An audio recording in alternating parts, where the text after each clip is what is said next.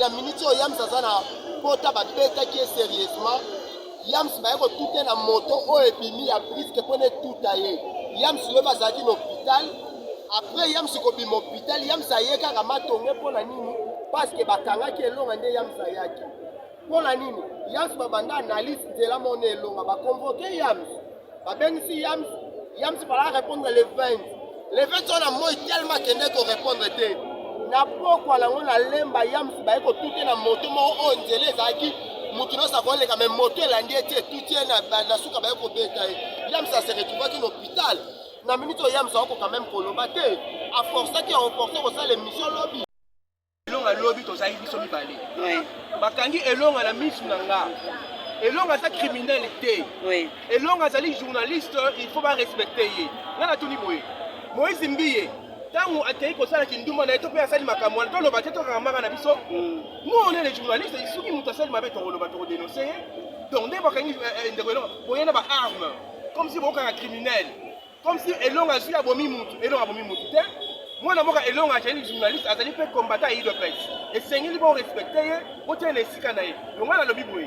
Pour libérer ndeko elonga, ceux qui vont libérer ndeko elonga te pour kanga biso ne secret. Parce que ngai na ko comprendre moko ndeko. Ndeko elonga ase elonga moko te. Ndeko elonga a dénoncé juste mabeya Moïse Mbiye. Yo ndeko Moïse Mbiye. Combien de bâtiments au na prison? Tout bâtiment yo combien au prison? Elonga sali yo. Ce qui problème est aliments na mboka sali mabe pour remettre calmement. Pour tout nier boyoke souper be.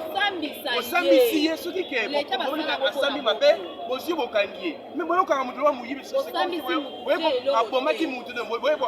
Non, ce n'est pas bien. Ce n'est pas bien. Donc on a payé voilà. C'est vraiment regrettable. Et ça passe l'hiver. Comme ça, les gens ont besoin de maltraiter les journalistes. Donc, quand les choses sont ça, on a comme il faut banga, comme il faut ça, on a la difficulté. Peut-être que ça, les siles qui étaient donc dans le cadre, quand on a la zone à peau, on a fait comme si on a un ciment. Donc, si on a fait un Moïse, et même à combien de personnes? Journaliste a droit à analyse, na oya à constater, na oya comprendre tant que journaliste. Pour qu'on enlever comme un criminel, les gens ont sensé, comme qu'on enlever journaliste à Bobo, ça m'y PVT, place mort au fondier, et ça le long au mort de maman au vieux, 6 personnes qui na tête bakangier, n'a pas arme, n'a pas qui n'est long à la vie de personne.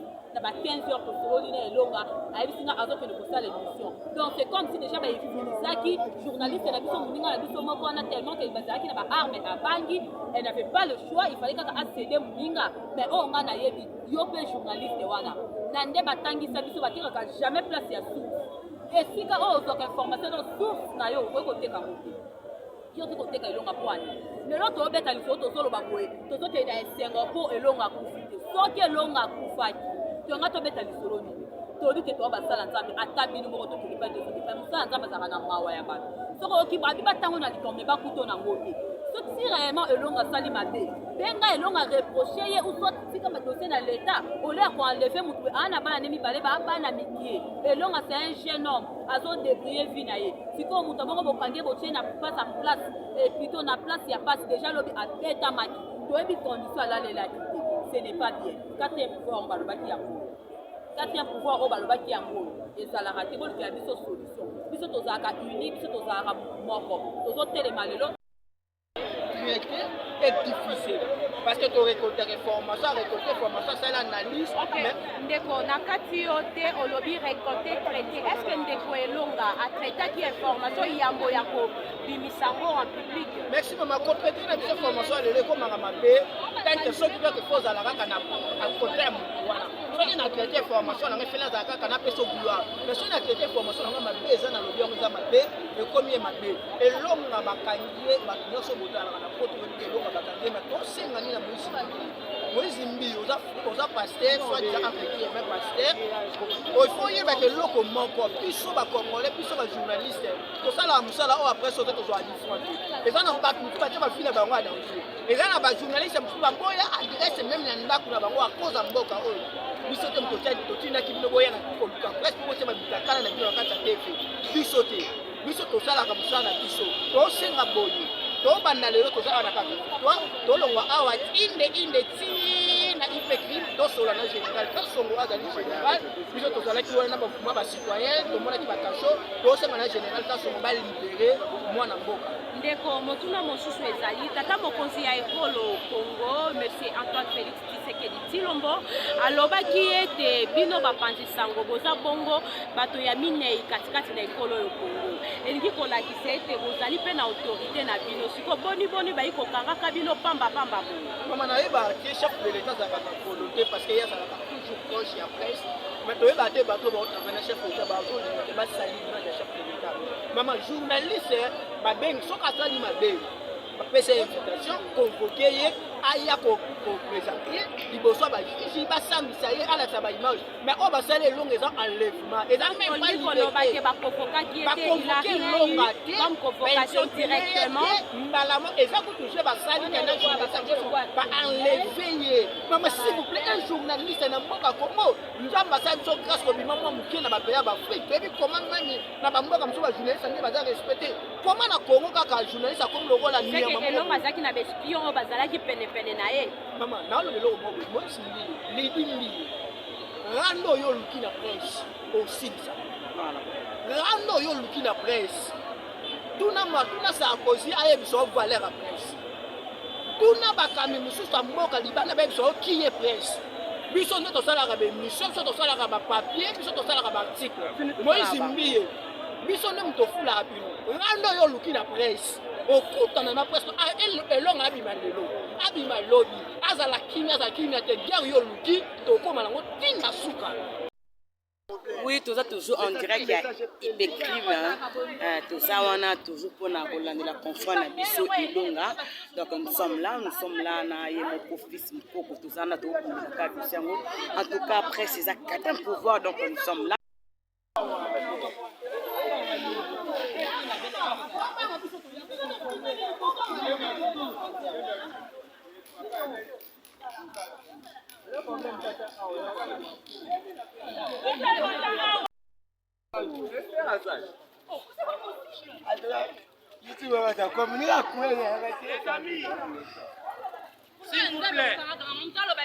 S'il vous plaît.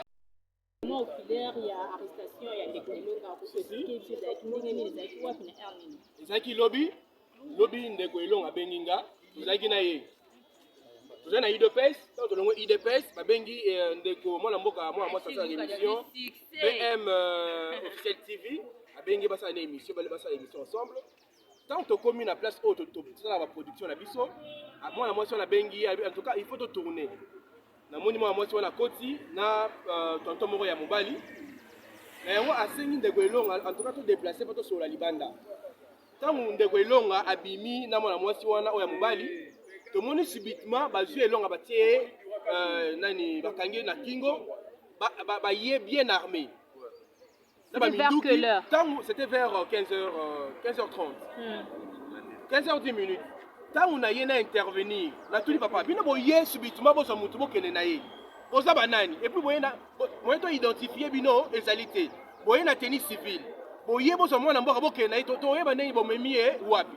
bozwa enleve etoni to nameki kobundabunda na bango moko abimiselinga arme ayebisinga papa soko omeki tobeto masasi obetanga masasi par rapport ya nini boyebisanga esika bomema mwana mboka elonga asali bino nini ote oyeba ngo kuna nde moko to insistance nanga ntango nameki kobunda na moko ayebisana en tout cas tolanda ye landa na ye mpe crime soki nde eloko ayebisa ngai nani général kasongo moto atindaki bakanga ye je me suis posé des questions elonga émission oyo asalaki concernant ndeko Moïse Mbiye soki ndeko Moïse Mbiye asali mabe toloba te soki ndeko Moïse Mbiye atengami toloba te tokanga monoko na biso tozali bajournaliste tozali bapanzi sango ntango moto akosala makambo mabe esengi todenonse ye toloba mabe oyo asali mwana mboka elonga azali mosali na nzambe et puis azali combattant ya UDPS ya tongo soki balinga bakanga elonga batinele ma convocation batinele ma soki se présenter de 3 fois baye na malade amene bamemi ye ndenge ezalaka ndenge makambo nyonso elaka yete boya kozwa mutu c'est comme si azalaki criminel abomi mutu eloko wana sepeli nango na yango nasengi boye parce que nayoki ke mutu aza na nsima dossier oyo ezali mwana mboka famille présidentielle. Mais jusque là toza na précision pesante. Non ndenge balobi effectivement mutu amonani te. Mais tant mutu tuni na ndenge kati balobi ke no eza famille présidentielle bakanisi mwana mboka elonga. Mais soki na ke musika pona koloba ke soki réellement famille présidentielle bana nsima dossier oyo na ndimité ezali ndeko Moïse Mbiye nde a créé scène oyo na ndeko na ye Lidi Mbiye mboka oyo eza ya bango te Lidi Mbiye na ndeko Mbiye mboka oyo eza ya bango so basali mabe ba dénoncer bango te pona nini tokoloba tokotambola so esengi totambola mutakala mpona balibere ndeko elonga tokotambola mutakala toza contre eloko wana journaliste na mboka oyo il faut respecter il faut batia na esika oyo esengeli on n'est pas d'accord avec ça. Merci beaucoup. Nayana nuna elonga na biso face nzanga ya tokufa nzanga.